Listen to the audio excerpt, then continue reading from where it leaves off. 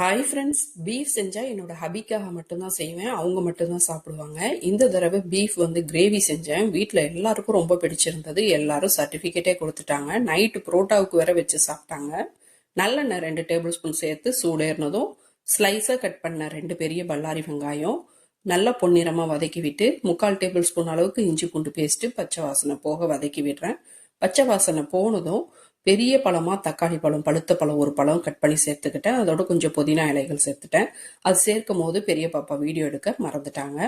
இப்போ ரொம்ப நாள் ஆயிடுச்சு, நான் 5 பெட்டியில் ஸ்டோர் பண்ணி திரும்ப இப்போ ஸ்டோர் பண்ணி வைக்கிறேன். மசாலாவெல்லாம் பிள்ளைங்க எல்லாம் யூஸ் பண்ண ஆரம்பிச்சிட்டாங்க. அதனால சிந்துனா இதுக்குள்ளேயே இருக்கட்டும்னு சொல்லிட்டு கொஞ்சமாக மஞ்சள் தூள், ஒரு 3/4 டீஸ்பூன் அளவுக்கு மிளகாய்த்தூள், 1/2 டீஸ்பூன் அளவுக்கு மல்லித்தூள், 1/2 டீஸ்பூன் அளவுக்கு ஜீரகத்தூள், இவ்வளோதான் இன்னைக்கு மசாலா சேர்த்துருக்கேன்.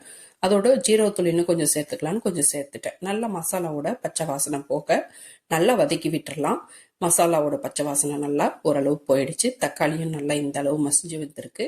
இப்போ கொஞ்சமாக ஒரு 1/2 டீஸ்பூன் அளவுக்கு பட்டை, கிராம்பு, ஏலக்காய் பவுடர் பண்ணதை சேர்த்துக்கிட்டேன். நல்லா மிக்ஸ் பண்ணி விட்டுறலாம். பீஃப் ஒரு 1/2 கேஜிக்கு கொஞ்சம் கூட வாங்கினது. அதை உப்பு, மஞ்சள் தூள் போட்டு வேக வச்சிருக்கேன். அதில் உப்பு இருக்கிறதுனால இந்த மசாலாவுக்கு மட்டும் கொஞ்சமாக உப்பு சேர்த்து வதக்கி விட்டுட்டேன். இதுதான் நான் வேக வச்சிருக்கிற மட்டன். இதில் கறி பகுதியை மட்டும் நான் எடுத்துக்கிட்டேன். எலும்புலாம் பந்தியானத்துக்கு யூஸ் பண்ணிக்கலாம்னு சொல்லிட்டு கொஞ்சமாக பீஃபும் கொஞ்சமாக தண்ணியும் சேர்த்து நல்லா கொதிக்க விடுறேன். இப்போவே நல்லா தளத்தளன்னு இருக்கு. காரத்தை அட்ஜஸ்ட் பண்ண வேணுங்கிற அளவுக்கு பெப்பர் ஆட் பண்ணிக்கலாம். பெப்பர் ஃபைனலாக ஆட் பண்ணாதான் நல்லாயிருக்கும். இப்போவே நல்லா தளதளன்னு அழகாக இருக்குது. மல்லி இலையை தூவி சர்வ் பண்ணலாம். இல்லை இன்னும் சுக்காவாக வேணும்னா நல்லா சுண்ட விட்டும் சாப்பிட்லாம், அதுவும் நல்லாயிருக்கும். மல்லி இலைகளை தூவி ஃபைனலாக கொஞ்சமாக கசூரி மெத்தி சேர்த்துக்கிட்டேன். அட்டகாசமான டேஸ்ட்டில் இருந்தது. வீட்டில் எல்லாருக்கும் ரொம்ப பிடிச்சிருந்தது. சர்டிஃபிகேட்டே வாங்கிட்டேன். இது சிக்கன், மட்டன், பீஃப் எல்லாத்துலேயுமே இதே போலவே செய்யலாம். சாதம், சப்பாத்தி, புரோட்டா எல்லாத்துக்கும் நல்லாயிருக்கும். இட்லி தோசைக்கும் நல்லாயிருக்கும். கண்டிப்பாக ட்ரை பண்ணி பாருங்கள். உங்களுக்கு எப்படி வந்ததுன்னு என் கூட கமெண்ட்டில் ஷேர் பண்ணுங்கள்.